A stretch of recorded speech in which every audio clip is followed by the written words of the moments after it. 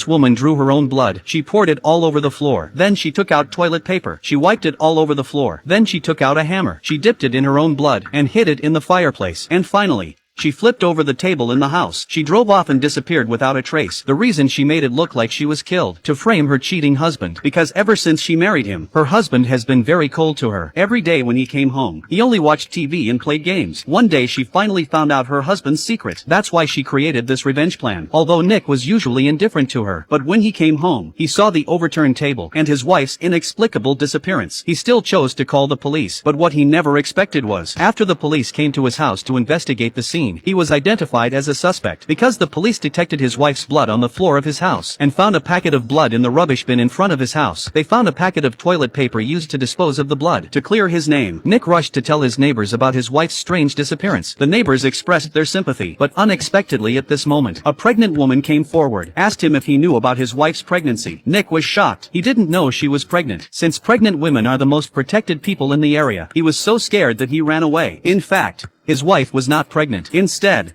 she secretly took a pregnant woman's urine to the hospital for a urine test. The purpose was to make Nick look like a criminal for hurting a pregnant woman. Get back at her husband. The woman deliberately cut her hair short. She dyed it a different color. Then she drove to a strange city. In a rented house, she picked up a hammer and smashed herself. She did this to make herself unrecognizable, so that she could frame her husband. Because before she came to the city, she had prepared the evidence to make Nick guilty of killing his wife. First, she took advantage of Nick's drunkenness. She tricked Nick into signing an accident insurance policy, and then she faked a crime in his home when no one was home. She faked a crime scene at home. Then she drove to the city. The police soon found her husband Nick with the insurance policy. They suspected Nick of killing his wife to get the insurance money. As Amy waited quietly in her rented house for Nick to be caught, she never expected to be robbed. It turned out that the two robbers had been watching her for a long time. They knew Amy was usually alone, so they dared to break in openly and took her money. She watched them take the money and leave. Amy didn't dare to call the police because she couldn't let the police find her because she had no money left. Amy had no choice but to sleep in the car, but it wasn't safe to sleep in the car all the time. In order to find a safe place, she found her ex-boyfriend. She told him about the domestic violence. She tried to win his sympathy, but she didn't expect her ex-boyfriend to be so kind. He arranged for Amy to live in a villa in the suburbs. Although she can eat and drink here, but there are cameras all over the place. Obviously, his ex-boyfriend wanted to imprison her. She thought she could wait here quietly for Nick to be arrested and put in jail. But to her surprise, suddenly she saw Nick on the news. Watching Nick apologizing sincerely to his wife, Amy felt compassion. She wanted to go home, but she couldn't go home in the open. So she decided to blame her ex-boyfriend for her disappearance.